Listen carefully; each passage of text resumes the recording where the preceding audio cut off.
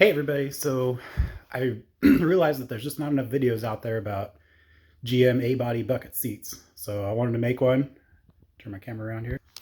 These are my 69 Chevelle bucket seats that I just got done with. They're going in my Camino here. These are the first seats I've ever recovered. I was really putting it off because I was afraid to do it. You know, there's a lot of expensive materials that you're working with. All in all, materials, I'm into these about 1,500 bucks. That's new seat covers, foam, springs, headrests, the chrome release mechanism for the headrest. Those are all new. New buttons for the back, and just some miscellaneous hardware, hog rings, and the installation kit. So that all added up to 1,500 bucks. I bought the seat frames from my dad for $200. They were pretty much basket case frames. They required a lot of welding and repair, but got through it. And I'm really happy I did it. If you're contemplating whether to start your own upholstery project, just do it. Just go for it. You know, I mean, I guess there's a little bit at stake if you rip one of the seat covers, but it really wasn't that bad. There's a good video from Legendary on YouTube. It's kind of an older one, but if you go through it and pause it in the right places, they walk you through it pretty well. PUI has a video too, but it's not quite as good, I don't think. I mean, they just do things differently. I think the Legendary video, like the Legendary parts that they have, so they have more of the factory burlap, they use the correct cotton, that kind of stuff, where the PUI, they didn't use any of that stuff. They used vinyl instead of burlap. And I guess it just depends on your preference, but I'll flip them and show you what they look like underneath. One second here. So, you know, I think this looks like a really factory seat. You know, you've got the burlap in there. Not that anybody sees it, but it's just kind of cool. You got the burlap in there. This is like the factory muslin that comes with the foam kit. And, you know, the Legendary video has you put cotton in there to give it more. That's what the factory did, you know, the stuff the mice all chewed up out of there. I used, between these two seats, I would say I went through, well, I know I went through almost 400 hog rings. So be prepared with a lot of hog rings. I would say I cut off about 50. Like I had to redo, you know, I would pull this and realize, well, that's not exactly where I wanted it. So I'd have to cut it and redo it. So be prepared to buy a lot of hog rings. You know, there's still some wrinkles that I could take the steamer to and work out. I do have a McCulloch steamer here that works fantastic. I love this thing. And yeah, don't be afraid to use the steam anywhere you want to get rid of wrinkles. It works pretty well. As far as the plastics go, so these particular ones were reproduction plastics that I found at swap meet for 20 bucks. So I had enough to do one side. This back is a repainted original.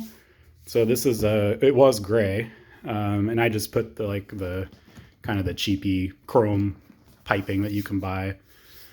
I think it was like 20 bucks for a whole roll of it. And since it's an El Camino, I figure you don't really see the back of the seats anyway, so I wasn't super concerned, but it turned out pretty nice. I wouldn't be ashamed to put them in a Chevelle. One other thing I thought was interesting were the seat tracks. So these seat tracks are the originals off of these donor seats. I don't know exactly what the seats came out of, but I did take apart some 72 Grand Prix seats. I basically had 4 seats that I parted out to make the best out of the 2. And they had the exact same seat tracks in them in the 72 Grand Prix. We have yet another 72 Grand Prix that has these exact same seat tracks in it too. So I know this is what they came with. But what's interesting is the inner tracks. This bracket points the same way. You know, it's like on the same side of the of the seat. Now you can tell which is the back because the back has the double mounting holes. Front just has the single. But if you kind of turn them, if I turn them over here, the release bracket pulls from the opposite side. So this one's, you know, fulcrumed across this way, and this one goes the other way. So the cable kind of has to, I guess, extend, you know, past the seat track on this side, and on this side it's like right next to it. So at first when I put these together, I thought, I was looking at it from the top and I went, oh no, I got two of the wrong seat tracks. And I looked online and the aftermarket ones don't have any of this. They don't even have a lock for this track. So I thought that was kind of weird. And I've even seen some eBay listings that claim that the original, you know, they're original 69 Chevelle tracks, and they don't have that mechanism. So maybe this is something that showed up, you know, for the Grand Prix, or later on, maybe it was the safety thing that they came out with in like 70, 71, 2, whatever. But this is what I have. So I'm going to use, and I couldn't find any on the internet, and there's really not that many videos about A-body bucket seats out there. So I wanted to make one. And, you know, if you guys have like questions, I'd be happy to share what I learned making this thing. You know, like these wrinkles right here, a hot summer day, these are going to be gone. I could take the steamer to them right now, I think, and make them go away. There was a bunch, you know, when I first stretched it over, there were some wrinkles here and they came right out. So I'm not too worried about that. I opted not to use the buttons. You know, the Chevelle 69 was supposed to have those like round buttons on there. I didn't really like them. My wife was afraid that her hair would get stuck in them. And I think they're, you know, some things are just better left in the 70s, and buttons on upholstery, I think, is one of those things. So I think it's a little bit cleaner to have them smooth. It was, believe me, I went back and forth because I was like, oh, I want them to be original, but at the same time, I also like the clean look. So I'm happy with how that turned out. One other thing was the headrest. So 69, excuse me. There we go. So 69 uses a different headrest release. So this is like 69 only. 68, I want to say in 68 headrests weren't required. Oh, hope I'm right about that. And the release button was on the side. So the frames are a little bit different. The 68 seats are kind of their own animal, I think. Either 67 and 8 maybe, but 69 through 72 are definitely the same. But 70 through 72 used a different release. They were a button. Can't remember. They were a button on the inside. And what's different is that the original 69 headrests had these cutouts on the inside only. Is that right? Yeah, there's a clip, little spring clip right there. So the 69 had them on the inside only, and the later ones had them on both sides, or just the right side. I can't remember. Either way, you can't interchange the original headrests, and you definitely can't interchange the original releases. But it looks like, if I'm not mistaken, the aftermarket ones have now gone so that they're on both sides, make them more universal. So just kind of a little thing I learned as I was going. There is a direction to this button. You know, and they're a real pain to get off. So it's like, if you look at it, there's slightly thicker here. So they're not universal. So you got to be, or they are universal, but they have a direction. So be aware of that when you put those in. And they snap in like really hard. So I was really nervous to do it, especially since these are painted. I'll show you on the other side. So on the other side, I did put this one on upside down at first. So I had to take it off. You can see it broke through my paint here to the gray plastic that's underneath. I put tape on here. I used plastic pry bars, like these. I got under there with plastic pry bars, and I mean, you really feel like you're gonna break everything to get those things to unsnap. And I don't see I don't see any good way to release those. They're just held in with clips. You know, you go to take them off and you just swear like there's got to be a screw somewhere or something, but no, it's just these terrible clips. I hate the design. And if you've got originals, it's like getting them to come off without breaking them is like almost impossible, but I had to because I put it on upside down. So I took it off, flipped it over, smashed it back down. You know, I thought, well, El Camino, you won't see it. Someday I want to get new backs, I suppose, anyway, but for now it's fine. You know, there are 2 screws behind this. So when you go to remove this plastic, you know, you're going to take these 3 screws out of the bottom. And then it's like, you can't, it's not just a, you know, to get it to come out, you got to pull this. There's 2 hidden screws, take those screws out, then it slides up on some little Z brackets that hold the plastic. So be aware of that when you're taking it apart. That way you don't break the back plastic. Let's see what else. Back here, when I first, you guys probably won't be able to see this, but when I first, no, it's hidden. Okay, so there's a part that you have to hog ring down, and it's basically the back of this panel. So the upholstery has, I think there's listing wire in there, but you crimp it down to the seat frame. And I crimped, the first time I did it, I crimped it down too far.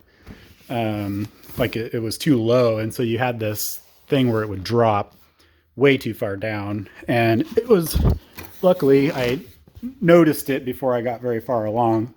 So this seam right here was way too low. It was just like pulling it super far down, which pushed all of this stuff forward. And I think the thing that really clued me in was the cover has like a seam right here. I don't know what you'd call it, but there's just like where it takes a turn. The material kind of comes to a point, and that point needs to align with this ridge. So just kind of use that as a gauge. When I started, the point was like down here, and I was like, that can't be right. Luckily, the holes that I put in here, or you know, I had to put another hole, but it's close enough that it doesn't show. So lucked out there. I've looked at factory seats, you know, to see like, gosh, am I just like all these wrinkles and stuff? Is this really how they were? And yeah, you look at like original seats and they're totally just bunched up in here, and you know, maybe a little bit nicer than my amateur abilities here, but they're basically the same. Even the backs, you know, if you look at originals, the backs have wrinkles down there as well. I think when it's in the car, I mean, when's the last time you crawled down on the floor and looked at the back of the bottom of your seats, right? So I think the factory just did it and no one noticed. So I'm happy with how they turned out. Like I said, it's been a ton of work. It's taken me like 2 years working on them on and off. Part of it was I was just afraid to start. Didn't want to ruin the parts. A lot of money invested. But I'm glad I did it. I'm sure I saved money not having an upholstery shop put them together, and I think I was able to slow down and actually do the work the way I wanted it done. And now I've got something I can be proud of and say, you know, hey, I rebuilt these seats myself. I know they're not perfect, you know, especially on camera. These wrinkles really show up a lot sharper on camera than they do in real life. Like right here, you barely notice it in real life, but on camera you can totally see that. I don't know. In the Legendary kit, there was a lot more cotton than I used. I'd say I probably used like maybe 25% of the cotton that I got. This seat, I kind of called this the driver's side, and so I put a little bit of extra cotton in there because I thought it would be the first to get packed down. So I don't know, you know, if that was necessary, but that's what I did. Thinking about it, you know, probably if I had to do it over again, I would have put a little more cotton in this one as well, because I think it would have filled in some of these gaps. Okay, so one other thing was the listing wire. It's like basically a paper wrapped coat hanger, for lack of a better term. But you hog ring it to the springs. So there's one that runs, about an inch or so below this line. And then the fabric has like a flag or the seat cover has like a flag of fabric that runs that length. And so you're clamping that fabric to the listing wire through the foam. So the foam is here, and that kind of gives it this 3D shape, so it's otherwise it would just be one big balloon of material. But since it's pulled in with that listing wire, you get that cool effect. So you can definitely see where it starts. You can look at pictures of factory seats and they still have this, this is what it would look like all the way across if it didn't have it. And so right here, this is where it starts and it runs the full length. Just one thing, when I was putting them together, it was super nerve-wracking to be like, okay, it's not really clear. There's no marks to say, well, clamp it here, clamp it there underneath. So I kind of just had to, I left where I thought this thing would end up, and I clamped one here and clamped one on the other side, took a step back and was like, without the fabric stretched over, it's really hard to tell. I tried to just keep the same width of overhanging foam all the way around and just went for it. And it turned out okay. But I would say that was probably the most challenging part was, once I determined like, okay, that's where that's going to go and went for it. It actually turned out fine. I didn't have to go in and redo it. So yeah, I think that's it. Like I said, if you have any questions, put them in the comments. I'll do my best to answer, or if you have any suggestions for me next time, I'd love to hear it. All right, thanks.